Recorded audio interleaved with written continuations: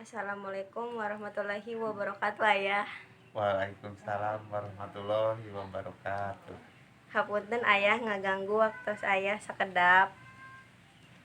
Naon pendapat ayah dina wanci COVID-19?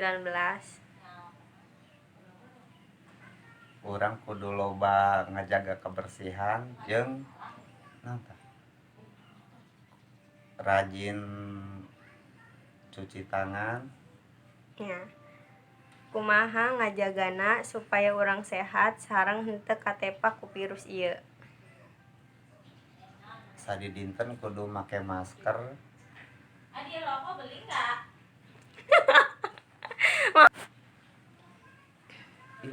Kumaha nyegah eta supaya teu katepaan? Urang kudu bersih, rajin olahraga, pakai masker. Naon anu geus dianjurkeun ku pamarentah. Nyemuhon.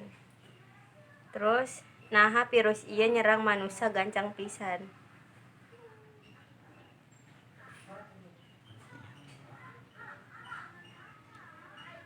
Naon pesen ayah pikeun jelema anu kapangaruh ku virus ieu ambeh manehna langkung sabar pikeun nungkulanana?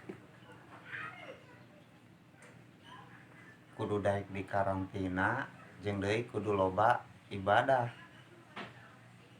Nya hatur nuhun ayah pikeun waktosna. Wassalamualaikum warahmatullahi wabarakatuh. Waalaikumsalam warahmatullahi